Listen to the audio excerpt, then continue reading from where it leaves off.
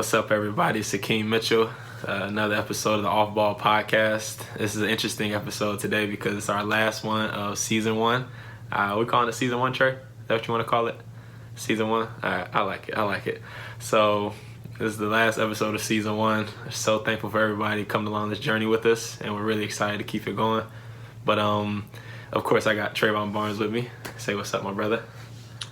What's good, man? Everybody viewing, we definitely appreciate you for all the views, all the support, all the comments, everything. It's been a great experience meeting all these different people from each of our lives or just people in general. It's definitely been fun. Man, the network that we made already is one thing, and I'm so excited to see where it keeps on growing. It feels like anybody we have on the podcast is already like a family member, so it's really cool to see. So we're just going to go ahead and jump in this. We got a lot of topics to cover today and not a lot of time. I mean, I guess we can start with this man right here in the Lakers. Hey, I ain't going to lie to you.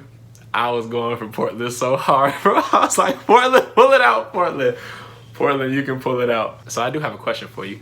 So, and this is a topic that I had with a few of my friends. Like, what do you think about the NBA players actually having those, little titles on the back of their jerseys, like respect us and, Black Lives Matter? I don't know. They just have all types of, do you think that's really getting a message across, or it's just kind of like, changing a street sign to Black Lives Matter street? Like, it's not really doing anything. Like, how do you feel about that? I look at it two ways. I look at it as, for athletes in general, just being able to do something like that, that's powerful. Just having the opportunity and being able to voice that, because the NBA is full of black players, but it's ran by majority white men. So that part is good, but the actual purpose behind it, if they think that that's gonna actually cause change, then that's fool's gold. Like, just having that on the back of their jersey, that's more of commercializing the movement or lifestyle, however you want to call Black Lives Matter. I feel like that's doing really nothing to really serve what we're trying to get accomplished. Because we know at the end of the day, nothing's going to change unless laws are changed, and I don't think those sayings on the back of the jerseys are going to make politicians change laws. So unless there's some actual action that goes along with it, I mean. I definitely think it's important just to be able to voice our opinions, especially since a lot of us feel like we don't really have a voice, but being on that platform and just something as small as that, you can voice your opinion. So I'm excited to see where this can grow into and continue to expand, to see where we can continue to make changes at. But I know it's just very interesting times. Yesterday, in fact, Jacob Blake was just shot by police officers, and I don't know if anybody's seen the video. It's a pretty gruesome video because the backstory is, in Wisconsin yesterday, August 24th, a man was stopping a fight, apparently. So he parked his car. He had his 2 or 3 kids in the car with him. He was going to stop a fight, which I believe was from women in his family that were fighting. He went to stop the fight, and police were called to the scene. He ends up stopping the fight, and he begins to walk back to his car, and police are chasing him down basically as he's walking to his car calmly, and they're yelling at him, stop, you're resisting arrest, whatever. So as he's getting into his car, a police officer fires 7 shots in his back while he's in the car with his kids in the car as well. And it's just another one of those gruesome videos that's just hard to watch, especially as a black man, because you just feel for that, because you never know. And it's sad to say, but you never know. Any time could be your time. And that could happen to me, you never know. It doesn't matter. Any of our friends, it could happen to any of us. So that's why it's such a scary thing to watch and witness. And it kind of becomes a psychosis thing. We're trying to get numb to it. But for me personally, I just can't get numb to seeing death. It's really hard to watch these videos. But prayers go out to him. He survived it. And he's paralyzed now, I believe, from the waist down. So he is alive. It's really sick. It's just senseless. And this is definitely a little off topic, but when we start talking about the police, and I know a lot of people are saying defund the police, and I'm actually I completely support that. 2 things. The history of the police is the first reason. The police the police force was started in order to catch slavery, like catch runaway slaves, and that has been a system put in place for years. So it's never been like, halted and said, hey, wait a second, maybe we should figure something else out. It was the system put in place to catch runaway slaves. And also to tie into that, when you have all these Karens, calling the police and things like that, the reason that it's also like, you ever heard of citizen's arrest? That's the same concept as well. So when you look back on to slave catchers going to, catch these different slaves that were running away, a white person back in the day as well could just stop and see a black person walking down the street and say, oh, you look like you're a runaway slave, you don't belong here. I'm going to call my sheriff, I'm going to call my police officer, or I'm going to arrest you. And they could detain you for up to 48 hours after they hold you. And so these are like systems and things and like just ways of life that have been put into place back then and have continued to surface for 200-300 years, So that's why I'm a huge fan of defund the police, because I think it needs to be a change of the entire system. That's the only way it could actually happen. But then again, if you think about it from the other side, you say, hey, why would I want to change that? Like, I'm the one in power. I mean, why would I want to change the laws? Why would I want to make any type of change about it? It's because yeah. I didn't, like, obviously being a black person, you're going to think about, your side. Like, I think we talked about it in the podcast with Tatum, it's the other side, like being able to see both sides of it. You being someone in power, like, you're not even thinking about the other side. So I feel like it has to be two things. We have to come to a point. I think we're getting to that point where the general feeling is that obviously Black Lives Matter and that both sides matter. Like in this issue, it's not about just you having power. Like being equals is more important than you holding power over us. So we can get the people that are in a place of leadership to have that mindset, and we have those people in place. I feel like we can get closer to that. But in terms of defunding the police, I feel like we need to restructure how the police, act with citizens. Like guns, like I think somewhere like places in Europe, they don't even carry guns or something like that. So it's obviously possible for you to have less militarization of police in our society. It's just that we have to put the right people, in place. Like a police officer shouldn't be someone with vendettas out for black people. A police officer should be someone that is here with a mission to, keep peace and to protect people, not to put their fist down and have maybe like a little man syndrome or something, like have these vendettas out for people that you really know nothing about. So it's definitely some change needed. It's interesting you said that too, because my father was an ex-police officer, and I have a few just male figures in my life who were police officers. They're all a little older now, retired, but a lot of them said, yeah, like the people that are becoming police officers, usually like they were the ones getting picked on in school and things like that, and now they kind of just got that like, oh, I have really authority over you type of personality. And I personally don't think the police need to be the first responders for every single incident that ever happens. Like a domestic violence case, if people are arguing in their home, police officer, if they come, they're automatically like on high alert, like, oh, they're screaming, they're yelling, they're fighting, I just gotta step in and break something up. Like, no, they're not the first people that need to be called. Somebody's chilling at the park, they're not the first ones that need to be called. Like, it's just so many incidents and cases where they do not need to be the first ones called, because they just don't know how to handle all these situations. So I completely agree with you when it needs to be restructured on who and how and when and where certain people and police officers should be and shouldn't be. Yeah, they can go and like have subsets of like different types of police. You have some police that are called in for a highly, dangerous situation, like a shootout, you need to call police that, are about that action with guns and stuff like that. You got domestic abuse, you should be able to call police that don't even have weapons on them. They're trained and they're people that are ready to, diffuse the situation. Those type of people need to come to those disputes and those arguments in those situations. So it's definitely some restructuring and some changes need to be made to the system. So also another thing that you said a little earlier was we started talking about Black Lives Matter. So I do have a question for you.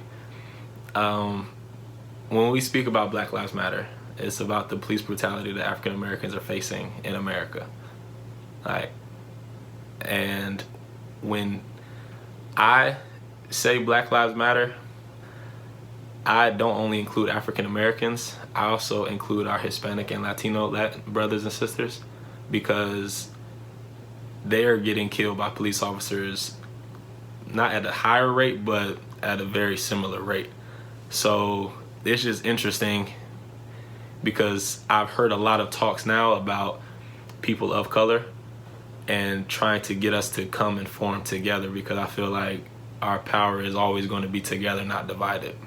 So it's not really a question, it's just more of a statement. It's very, very interesting because now it's more of a, okay, let's try to blend us all together, because I have no hate for you in my heart. I have no hate for white people in my heart. I have no hate for, anyone in my heart. So now we all just need to start trying to figure out how we can come together and support one another. The tough thing about that is like I'll be talking to like my mom and everything. Like the older generation, like they don't really well, a lot of, I'm not gonna say everyone's different. But a lot of the it's a lot of things that's like been embedded in us from generation to generation, to where it's a lot of separation of things. So like, it used to be about like dark skin, light skin. That was a big separation. Black people couldn't come together in a lot of aspects just because of that.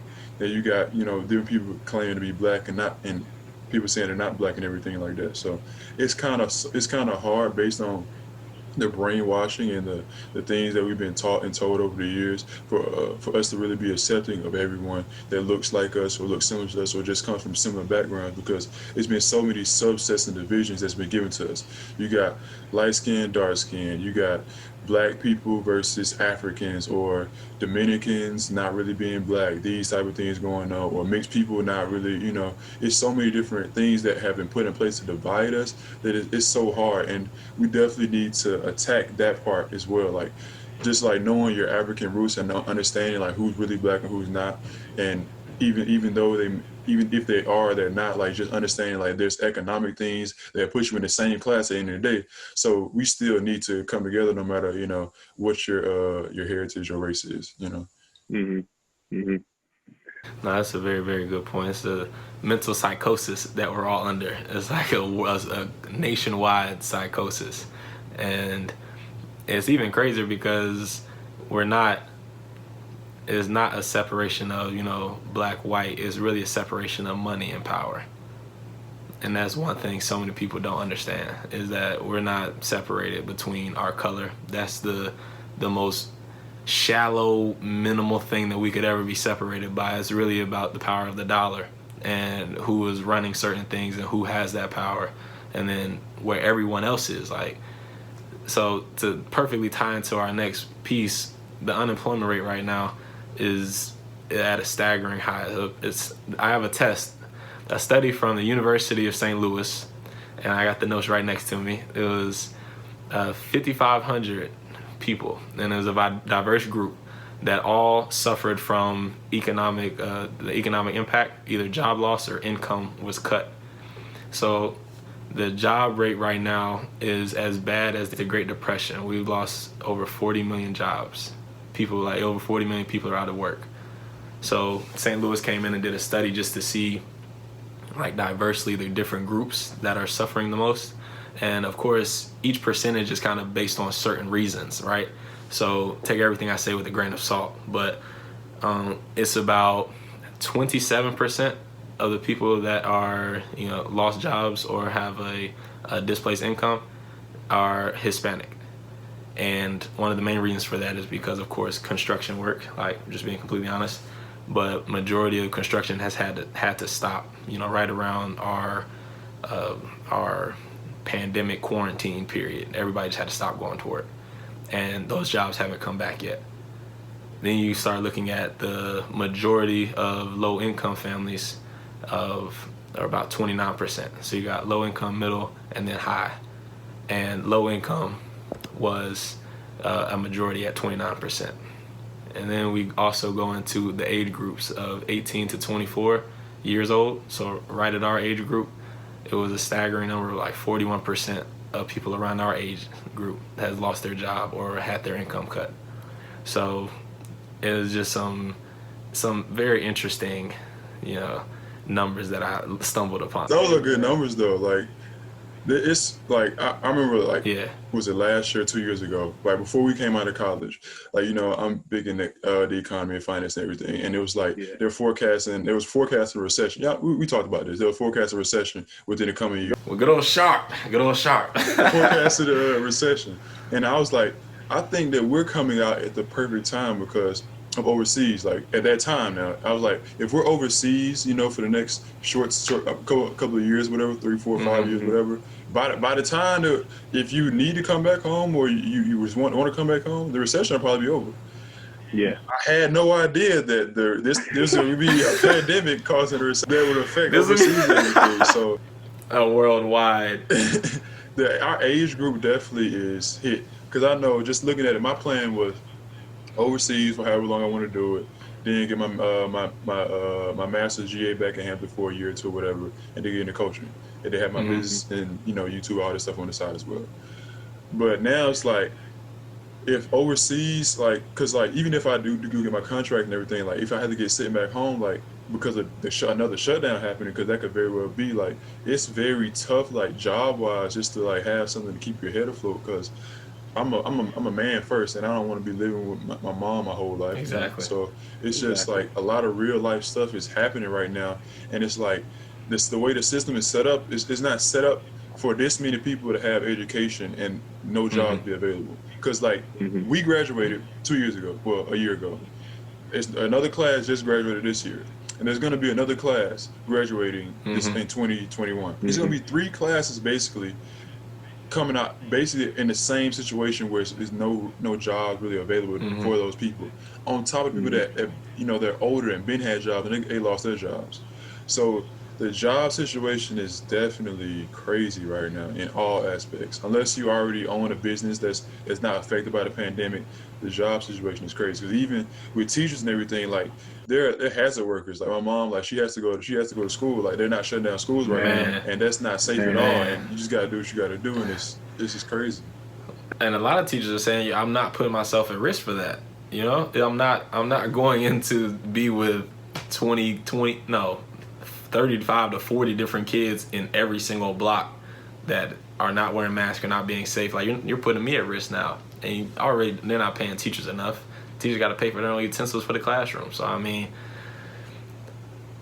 yeah. I was speaking to my family the other day about jobs, in the early 50s, 60s, I guess you could say, and how it's more so still factory, still hands-on construction, plumbing. That it was just different type of work versus now we're getting into the IT field where a lot of people are on the computers working and things like that. So there was a huge push to go to college, and now that a lot of people, like you said, are getting degrees, graduating from college, that work is looking different now. That work is in the IT field. That work is working on a computer and a desk versus hands-on jobs.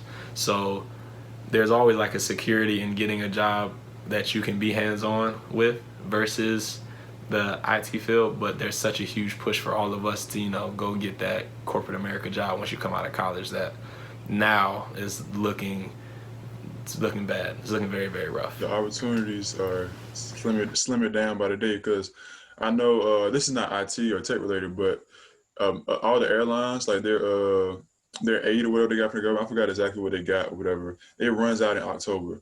And as soon as it runs out, they said they're planning to cut like thousands and thousands of jobs. I think American Airlines or Southwest, somebody said they're going to cut 19,000 jobs as soon as their aid runs out in October. So, yeah, so it's really getting crazy in all aspects. Cause like even like with like you said earlier with the construction work not being a thing right now for like Hispanics and Latinos and everything like that, it's really hitting at every level. Cause there's no you really can't have construction work because there's no economy booming for a need for you to build more buildings. And work from home is becoming, the best thing to do in this pandemic. Plus, if you're working from home, it's only a certain amount of jobs and a certain amount of companies that are actually able to, hire right now because it's only a certain amount of companies that can actually survive in this pandemic that we're in. So it's just like compounding, like level by level, like how the jobs and everything is just getting smaller and smaller and smaller. And it's only going to get worse until we get over this. Which is even more interesting because now we got the presidential elections coming up. So, all right. So, this is a serious question. So serious question. I've heard statements.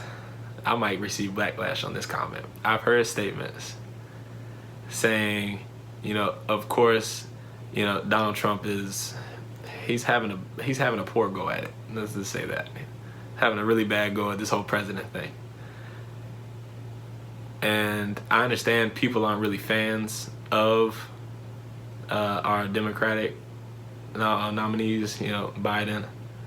But is there a certain feeling of, if we really and truly, and this is a black man, a radical, speaking to another black man who's a radical, if you really, really, really wanted change, do you see a problem with Donald Trump getting reelected and honestly tearing this whole thing to the ground? Because America is going down, and if it's going to just continue to go down, it's like, hey, honestly, white people gonna burn this thing to the ground regardless. Like, they're gonna let that happen. So if this man who's that egotistical is really gonna let this whole thing burn to the ground, and he has a lot of people following him, yeah, I don't care, we're not letting it go. If they burn it to the ground, that is perfect time to rebuild 4 years later. I mean, it's going to be a terrible, tough 4 years for a lot of people, and I mean a lot of people. But have you ever thought about that? It's an interesting conversation. When Donald Trump first got elected, Rick Ross had put out a song. This was in 2016 when he got elected. He put out a song. He said, "I'm glad that Donald Trump won," or something like that, because we got destroyed before we elevate. Yeah. And at the time when he said, I'm like, what are you talking about? He's terrible. I'm a whole 4 years younger back then. I really not understand politics and everything like that. Back then, I was all Democrat, at that time. Mm-hmm. I didn't really understand stuff. So, looking at it now, I know, like you said, it's gonna be backlash, but I would rather, like you said, I would rather Donald Trump win and this 4 years go to complete hell, and we come out of this with actual firepower to actually start making real change, legislative change, reconstructing everything, especially from a black perspective. Because no matter who wins, I don't think anything's gonna happen for black people of any substantial change. No matter what they put in front of you, no matter what they put in your eyes, make you feel good about what they're doing from the Democratic side, it's never of anything of real change. Because even when Obama got elected, maybe I'm just not educated enough. I really don't know anything that got better for black people. People were still getting murdered by police. Economically, we were still in the lower class. I don't really know anything that got better. I respect him and love the image that he portrayed for a young black man to follow, how he carried himself. But speaking just politics, I don't see anything that changed. So if that means we need to have the worst 4 years ever, having Donald Trump just mess this country up, for us to come out actually getting something done with the next president, I'm for it. I don't support Trump at all. I don't like Trump at all. I think he's a garbage individual, and I think that he's probably the worst persona to ever be. And don't get me wrong, in our time. And don't get me wrong, I'm still not voting for him. Yeah, well, if he wins, I'm not voting for him. No way. But if he wins, it's go crazy, I'm not dog. mad. Crazy, dog. Go crazy. I'm not mad. Go crazy. If you win, maybe we can get something done after you destroy it. Because it's not gonna if the Democrats win, Joe Biden wins and everything, and they give us. They already gave us the black token person to be by his side. They put Senator Harris back. Kamala Harris. They already did. Talking about, apparently she don't even claim being black, so let's just stop that there. Exactly. We're not even gonna get into that. We're not gonna get into that today. But they already gave us the token person to make us feel good. So we already know the game. We already know how they're gonna do it. They're gonna try to make us feel good without even doing anything. So it's the same game. If that's gonna be if that's option B. Option A sounds much better to me. Destroy everything and come back better versus just continue the cycle. I don't like to continue any cycle. So I want to bounce it back real quick just to keep it a little on the upbeat side. So, what have you been doing during this whole pandemic and stuck in the house just to try to stay motivated and keep going? Because I'll tell you, this morning when I woke up, I was sitting in bed and I feel terrible because I was supposed to go with my brother today. He just bought a house. I was supposed to go with him to pick out like the granite countertops and all that kind of stuff. And I knew what time I had to wake up. I set my alarm. But like as soon as I saw it, I was like, bro, I just don't want to get out of bed. And he came in like, bro, what's up? Like, we not going? I was like, bro, nah. I'm not gonna lie, I don't feel like getting out of bed.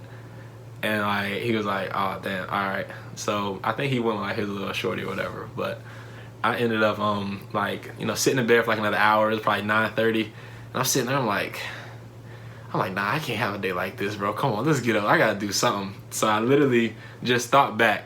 And this is a Joe Rogan quote. He was like, man, whenever I'm in my head, I just gotta like get into my body. Like just go be active, get physical. Like, so I literally just woke up.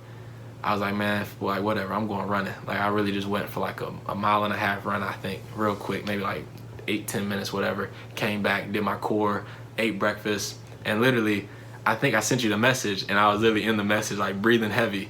And that's because I was in like on the run, and as soon as I started running, I'm like, oh yeah, I feel it, like my endorphins puffing. I'm like, I feel it. So all these ideas of what I needed to do for the day and get accomplished for the day just started rushing back to me. And that's when I like messaged you like, hey bro, we gotta get on this podcast today. Like I'm feeling it today. Like let's do it. And then I came back. Yeah, man, I got some work done. I'm about to go work out again at about 2:30. And yeah, just enjoy family for the rest of the night after that. But like, what are some things that you're doing to try to keep your mind stimulated? Yeah, so I definitely I keep up with my finance podcast daily, my finance YouTube channels. I keep up with that daily. That's a routine for me. Whenever one of my people that I follow drops something, I always watch it. No matter if I'm doing something at the time, I'm had that playing. So that's always in the back of my mind. Finance and the goal of being financially free is always playing in the back of my mind. But I'm always on that. And I just ordered a lot of things to prepare that I need in the preparation of going back overseas. Like I had to order some shoes and everything, but also I ordered some books, 3 books that I said I was going to read, and that was Powernomics, Dirty Little Secrets, and $40 Million Slave. Yeah. I think you read that one. But I read those books, so I'm right now just preparing therapy. Yeah, I'm preparing my preparing my mind for the journey that I'm trying to be on with this whole, YouTube thing, life thing, basketball thing, like all together at one time. Like I'm preparing, getting everything, situated for that. And working out, obviously, still trying to get back, to where I need to be on the court. So those are the things I've been doing lately. Just trying to keep putting things in place for everything I'm working towards. Whether that's my financial freedom, getting my next contract for basketball, setting up for things for life after basketball and YouTube and stuff like that. I just been putting things in place for that. So you would say it's your goals then, like you set some goals and standards in your life, and you're really just locked in, focused on trying to achieve those goals, no matter how long they take. Yeah, I'm actively pursuing those things by putting knowledge in my brain and by actively like getting out and doing things. Like every time we do a video for the YouTube, that's me actively doing it. Every time I work out, that's me actively getting ready to go back overseas.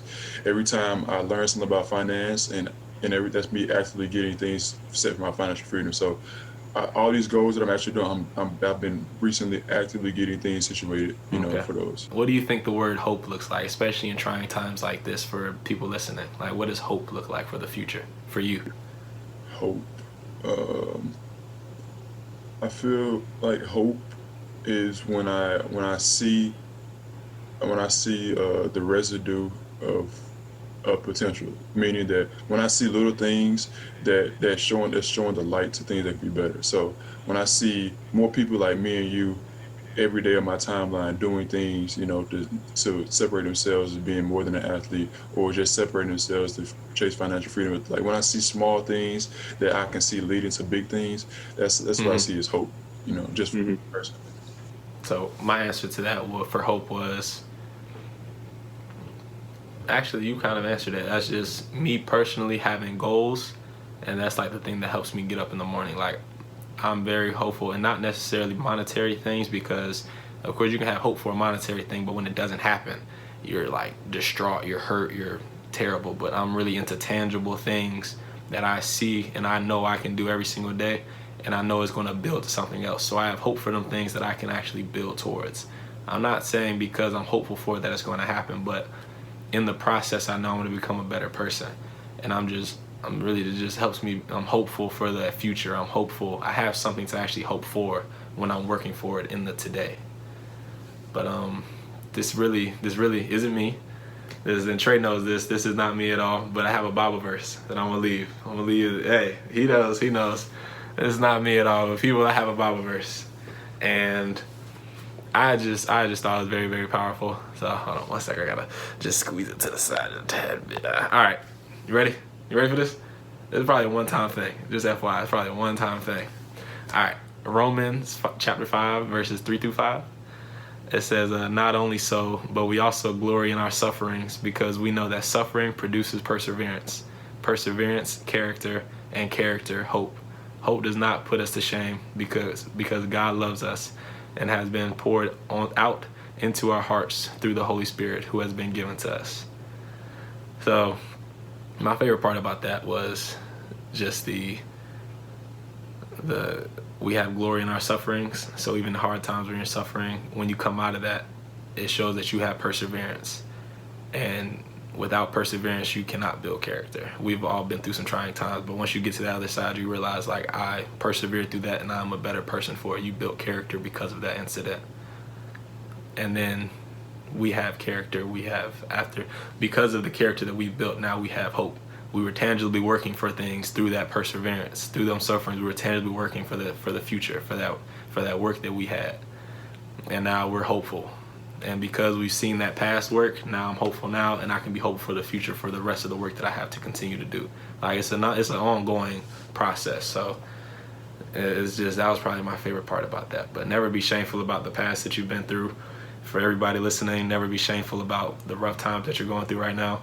Just understand that we have to keep on persevering together as a community, as a country, as a family, and we're going to see the other side, and it's going to make us all better at the end of the day. So I don't know if you want to add anything to that, Trey, but that was very well put, man. You said it all. Definitely hopeful for what's next to come on the channel as well. You know, this is the last episode, and we got the last episode of season 1 here. We're definitely hopeful for season 2. Definitely hopeful for some new guests, some intriguing stories, some different ways that we're going to bring the content to you. Like, definitely hopeful for the future in all aspects. We got some things brewing, and I'm definitely hopeful for that. We're going to keep on working. All right, everybody, that's our time. We really appreciate you for listening, for tapping in with us. You know, we're going to go ahead and play it again, but I want y'all to go subscribe, like, follow, everything that you got to do. So, Trey, you can go ahead and run it, man. We out. Thank you, everyone, for watching another episode of the OffBall podcast. Make sure you subscribe on YouTube, follow us on the Anchor app, Instagram, and Twitter, and we'll be back next week with more content.